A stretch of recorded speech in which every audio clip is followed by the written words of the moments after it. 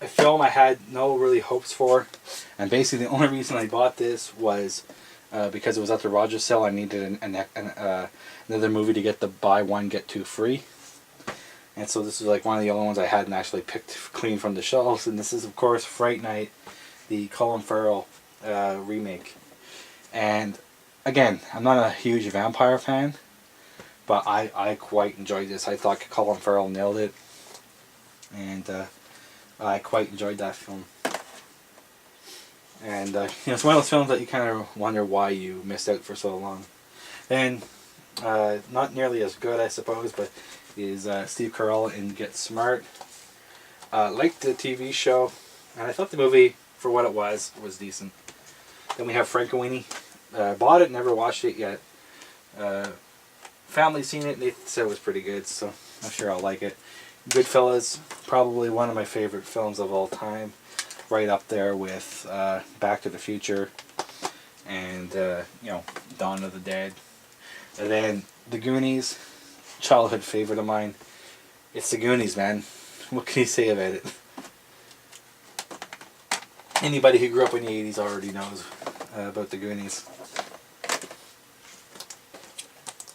And speaking about 80s, let's see if I can get this in here without ruining anything. And speaking about the 80s, how could you go through the 80s and not remember Gremlins and Gremlins 2, the new batch? I love these films, and I'm so glad that I was able to get both of these on Blu-ray. I originally picked up Gremlins, I think it was for $5 at Best Buy, and it comes with the slipcover. I'm not a huge fan of slipcovers, as you'll probably see at July I don't have. I don't really care about slips that much, but I like the little shininess on that. And then I got Gremlins 2 at HMV for I think probably around $5 as well, so not too shabby. Okay, put that back there.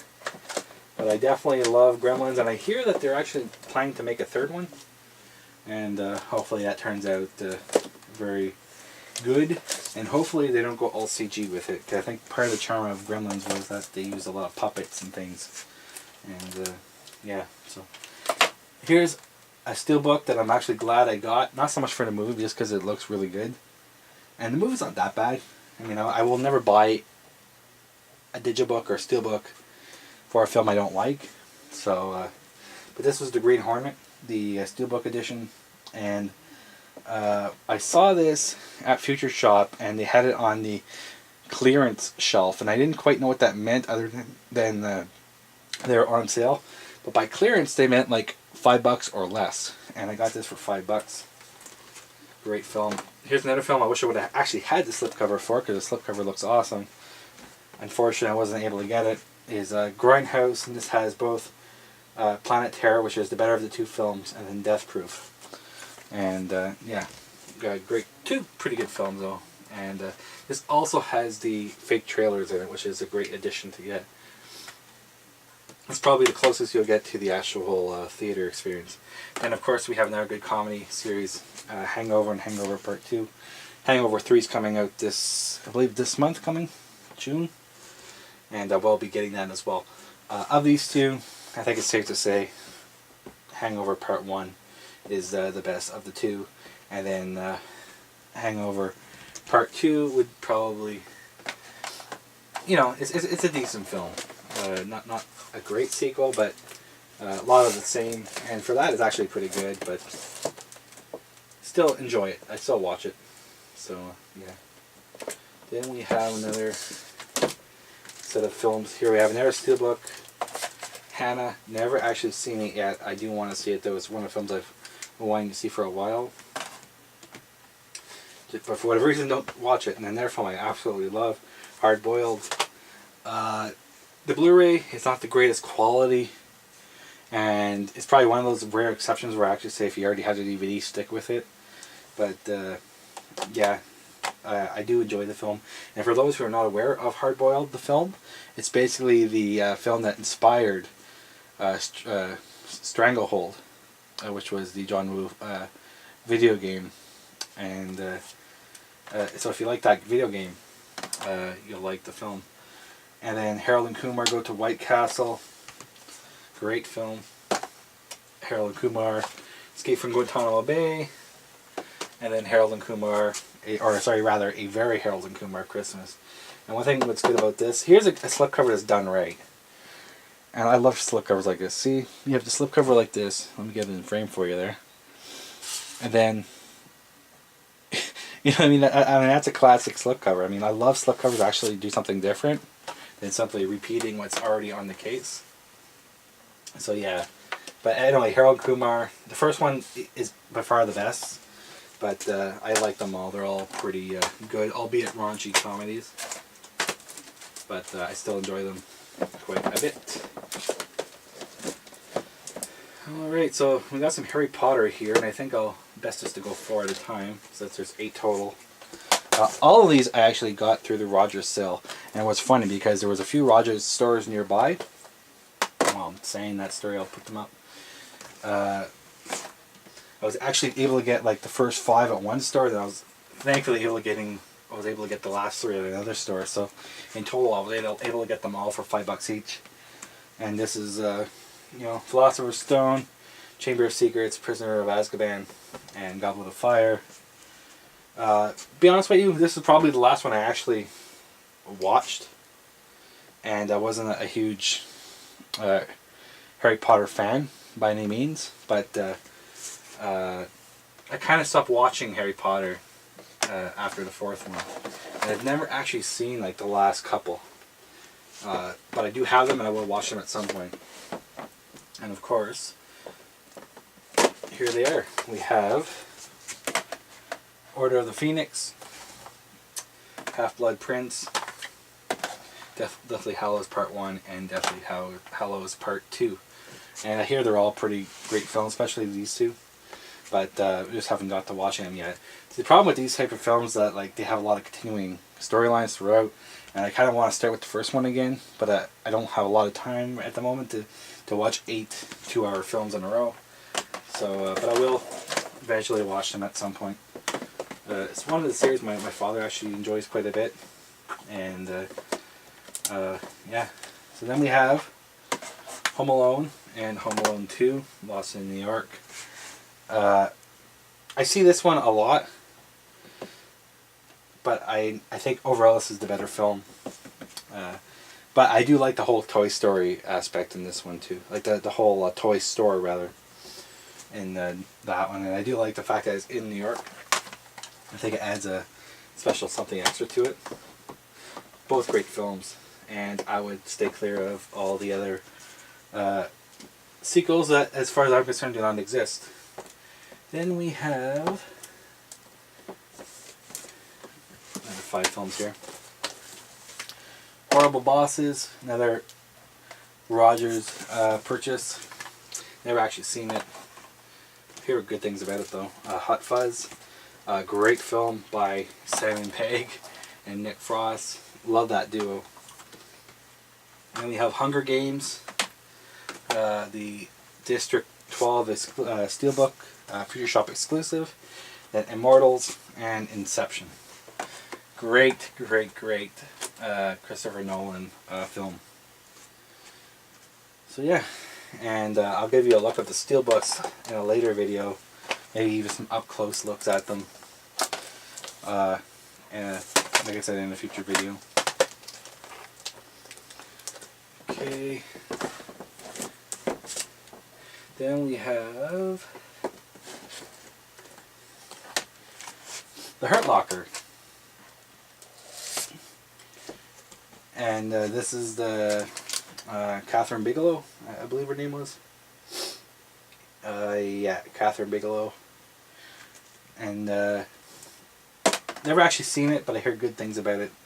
And it did win the Film of the Year during its time. Got it for like $5, so not too shabby. Then we have Ice Age, and all the Ice Age films actually. Ice Age: The Meltdown, Dawn of the Dinosaurs, and finally the newest one, Continental Drift. They're fun films. I mean, yes, they're probably for kids, but I think we're all a kid at heart, and I think the day that you forget that what it feels like to be a kid, at some point it's a time that you should probably cease to live. We all have to remember those times, I think. So, of course, talking about being a kid, here's another one. This is The Incredibles, and this is actually the PAL release of The Incredibles, which I purchased from Amazon UK. It is region free, and I think this might be. That's not it. I have it here somewhere.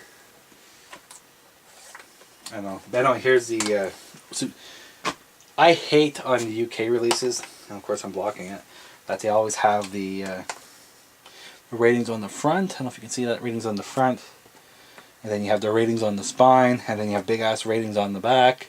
I hate that, and I'm kind of OCD when it comes to this sort of thing. So what I end up doing is I printed off my own cover, replacing the old one, and gets rid of the the ugly looking ratings. And then we have another one here.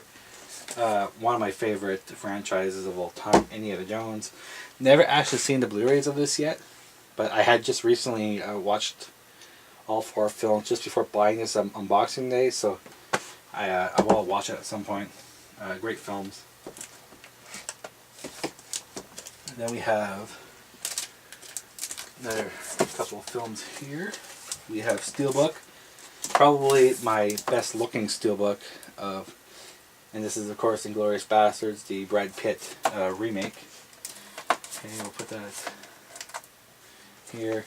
We have Arnie and Jingle All the Way. Yes, it's a cheesy film, but I quite like it. Pretty hilarious, and I mean it's Arnie in a comedy. Can't go wrong with that. Then Joyful Noise. I actually bought this for my mother, gave her the DVD and kept the Blu-ray for myself. Never actually seen it. She seemed to like it, but I guess it is a chick flick, so who knows. And then Kick-Ass, great film. Great film. And they are coming out with a Kick-Ass 2 very soon, and it has Jim Carrey in it, which looked hilarious in the trailer, so looking forward to that one when it comes out. Then we have 2 steelbooks here of the same franchise. We have Kill Bill Volume 1 and Kill Bill Volume 2. Both great films, although I will say that the first one is the better of the 2. And yeah, but both great films. Quentin Tarantino. I want to add some more of his movies into my collection. And I really got to get on the ball and get Django Unchained. The Rogers Special Killer Elite with Jason Statham, Clive Owen, and Robert De Niro. And I like this film. I thought it was pretty well made. And yeah, give it a look, give it a rent. I'm pretty sure it's on Netflix, so you can probably stream it now. Then we have an all-time classic. A lot of directors owe their livelihood to this. Is the original 1933 King Kong.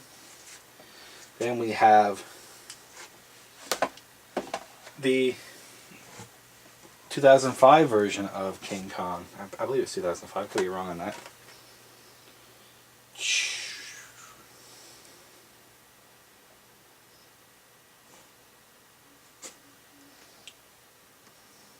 Doesn't actually say, so we're going to say it's 2005. And this includes the theatrical and extended versions. And yeah, both of these are great films. I like the original very much so. It's amazing what they were able to pull off at that time. Like, you know, with the whole stop motion animation of Kong, and gave him a very lifelike appearance. I mean, it was just amazing what they were able to do at that time. And then this is more of like the modern version of King Kong, with you know, all the latest and greatest in CG. Both great films. This one might be a little long for some people's taste, but I like the whole long build-up of it. So we got that. And then we have another film that I just watched recently, Layer Cake with Daniel Craig. And I remember this film not so much because of the trailer, but because they were using a scene from this where he says he doesn't like guns. And they were using that in a trailer for... before Casino Royale came out, because a lot of people didn't like Daniel Craig as... They didn't think he would play a good James Bond, and boy were they wrong. But great film. I quite like that one. Then we have The Ledge, which is, or rather what I thought was another film. Do I have it here? I thought I had it. Man on a Ledge. I thought it was Man on a Ledge, so I kind of grabbed it quickly, but no, it was The Ledge. Not as good. Definitely not as good. Then we have Life of Pi, the 3D edition. I basically got... I don't have a 3D TV, but basically I got this because of the nice slip cover. And you never know, someday I might get a 3D TV. Not at the moment because I do wear glasses, and glasses are annoying when you're putting glasses on top of glasses. Then I got this as a Christmas gift from my mother and father. Little Shop of Horrors. Love this film. I'm not a huge musical fan, but I thought this was brilliant. And this is the director's cut, so it has like an alternate ending that you can watch with it. And Rick Moranis is the man in this one. And Audrey too, you know, the plant is, it's hilarious. Then, here's something funny. I'm not a huge fan of this series, but I still enjoy it to some degree, and it's another case of buying it for the extras. I have Hobbit, which I actually got at Videotron recently, last week, for, I think it was $12. So, can't complain there. I was actually going to wait for them to release something like this, which is the Lord of the Rings Complete Extended Edition. And, but the fact that it was so cheap, I said I had to buy it. They're good films. They're a little too long for my liking. Again, I'm not a huge sword and sandals, or like, you know, medieval type of movie goer, but they are good films. I have to give them credit. And Peter Jackson, one thing I do like about his films is that he goes to extreme detail about the filmmaking process, and that's why I purchased them. Then we have Mel Gibson's Mad Max, and then the sequel, The Road Warrior. Originally, this was called Mad Max 2, but in US we only got the sequel, not the original. And but there we go, we got the two of them. The third one's coming out, but apparently it's only going to be out in a box set, so hopefully at some point they will release it separately, or I might have to sell those and you know, get them as part of the set. Okay, so there we go. I said The Ledge I thought was this film, Man on a Ledge, with Sam Worthington. Never actually seen this one, but I heard good things about it, so that's why I purchased that. Then we also have a trilogy of films. We have the Steelbook Future Shop exclusive of The Matrix. At least I think it was a Future Shop exclusive. I'm not 100% on that. Then I have custom covers for Matrix Reloaded and Matrix Revolutions. And just to show you, it's not a pirated version. We have the actual legit in that one. And we have the legit Blu-ray of that one. Can we see it? There we go. I got the double pack from HMV, and I didn't like the cover art, so I wanted to make my own, or download a custom. And those are the ones I like, so that's why I did it.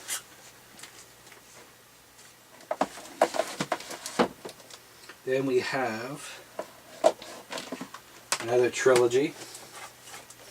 Very funny sci-fi trilogy. Men in Black, Men in Black 2, and Men in Black 3 with lenticular slipcover.